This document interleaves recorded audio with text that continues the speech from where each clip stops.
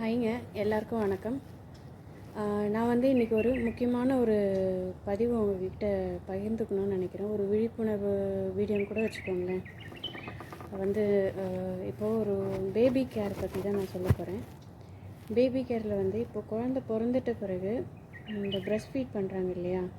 நீங்கள் pressed feet பண்ணுறீங்க, வந்து நல்லா ஃபீட் பண்ணுறீங்க, உங்களுக்கு நல்லா பால் கிடைக்குது.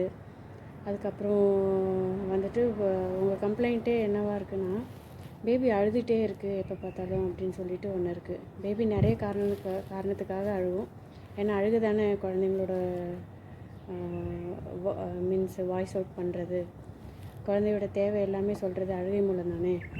அப்போது குழந்தை நிறைய காரணங்கள் இருக்கலாம். நான் இப்போ வரப்போகிற வீடியோக்களில் சொல்கிறேன். பட் மெயினாக பேபி வந்துட்டு இப்போ ஒரு ஃபீட் பண்ணுது, ஒரு 20-30 மினிட்ஸ் நல்லா பால் குடிச்சிட்டு நீங்கள் வந்துட்டு குழந்தைய நல்லா ரேப் பண்ணி பேபி காட்லேயோ இல்லை வந்து நீங்கள் வந்து உங்கள் பக்கத்துலேயே படுக்க வைக்கிறீங்க. ஆனால் திடீர்னு வந்துட்டு பேபி தூங்கும்போது நல்லா கத்தி அழுகும். நீங்கள் என்ன பண்ணுவீங்க, எதுக்கு அழுதுன்னே தெரியல, ஏன்னே தெரியல அப்படின்னு சொல்லிட்டு. அதே சமயம் இது ஒன்று. ரெண்டாவது, பேபி வந்து தூங்கும்போது வந்து வாமிட் பண்ணுற மாதிரி பண்ணுறாங்க, மூக்கு வழியாக வந்து பால் வந்து வெளியில் வருது, குழந்தை வந்து மூச்சு விடுறதுக்கே சிரமப்படுறாங்க அப்படின்னு சொல்லிட்டு. நாலாவது, குழந்தை தூக்கத்திலேயே இறந்து போயிடுச்சு அப்படின்னு சொல்லிட்டு வராங்க. நிறைய பேர் வந்துட்டு ஐசியூக்கு எமர்ஜென்சிக்கு தூக்கிட்டு வராங்க குழந்தைய. வந்துட்டு குழந்தைக்கு மூக்கு வழியெல்லாம் பால் வந்துடுச்சு, என்ன பண்ணுறதுன்னு தெரியல அப்படின்னு சொல்லிட்டு. இது ஒரு விழிப்புணர்வு இது தான். ஏன்னா இப்போ நிறைய வீடியோக்கள் வருது. ஆனால் தாய்மார்கள் யாரும் வந்து அதை நிறைய யூஸ் பண்ண மாட்டேங்கிறாங்கன்னு எனக்கு தோணுது. ஏன்னா இந்த கர்ப்பமாக இருக்கும்போதும் சரி, வந்து இந்த delivery videos, new born care நிறைய இருக்குது. பட் நீங்கள் அந்த ப்ரெக்னெண்ட்டாக இருக்க டைமில் பேபி கேர் எப்படி பண்ணுறது என்ன எல்லாத்தையும் வந்துட்டு பார்த்து தெரிஞ்சுக்கோங்க. அதுக்கு நிறைய ஓவராக அதுலேயே பார்த்துட்டு ஒன்று ஒன்றா அப்படியே இது யூடியூப்பில் பண்ணுற மாதிரி டிவியில் பார்க்குற மாதிரி பண்ணணும்னு இல்லை. பட் மெயின் ரீசன், குழந்தை ஃபீட் பண்ணிவிட்டு ரொம்ப நேரம் அழுகுது, ஒரு மாதிரி மூச்சு விடுறதுக்கு சிரமப்படுறாங்கன்னா, குழந்தை ஃபீட் பண்ணும்போது குழந்தை வந்து காற்று உள்ளே போகும். குழந்தைக்கு ஃபீட் பண்ணும்போது குழந்தை பாலோட காற்றையும் மீன்ஸ் முழுங்கிடும். ஏன்னா விட்டு தானே குடிக்கும்.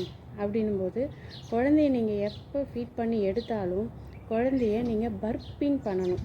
பர்ப்பிங்ன்ற வார்த்தை கேள்விப்பட்டிருக்கீங்க இல்லையா? எவ்வளோ பேர் கேள்விப்பட்டிருக்காங்கன்னு தெரியல. வந்து பின்னாடி தட்டி விட சொல்லுவாங்க. தட்டி விட்டு குழந்தைய வந்து படுக்க வைக்க சொல்லுவாங்க. தட்டி விடுறது மட்டும் இல்லைங்க, குழந்தைங்க ஏப்பம் விடுறது தான் பர்ப்பிங்குன்னு சொல்லுவாங்க. சரிங்களா?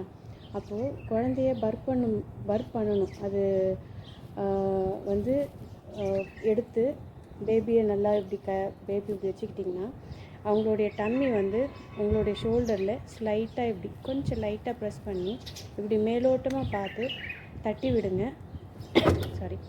குழந்தை வந்துட்டு ஏப்பம் விடும். சில டைம் வந்து ஃபஸ்ட்டு வீக்கில் வந்து அம்மாவுக்கு வந்து பால் வந்து கொஞ்சம் கம்மியாக தான் கிடைக்கும். பேபியோட டம்மியுமே சின்ன சைஸ் தான். காட் வந்து அப்படி தான் க்ரியேட் பண்ணியிருப்பார். டே பை டே வந்து பேபியோட ஸ்டொமக் இன்க்ரீஸ் ஆகிற சைஸுக்கு உங்கள் பாலும் கிடைக்கும். சரிங்களா? அப்போது நீங்கள் எடுத்து பேபியை நல்லா தட்டி ஒரு 10-15 மினிட்ஸ் நீங்கள் பண்ணுறீங்க. பர்ப் பண்ணலைன்னா பரவாயில்ல, எடுத்து பேபியை நீங்கள் படுக்க வச்சுருங்க. திடீர்னு தூங்கிட்டு இருக்கும்போது இல்லை இது பண்ணும்போது வீறிட்டு அழுகும். அப்போ என்ன பண்ணுங்கள், எடுத்து டக்குன்னு மேலே போட்டு கொஞ்சம் டம்மி அழுத்தின மாதிரி பண்ணி ஒரு தட்டினீங்கன்னா குழந்தை ஏப்பம் விட்டும்.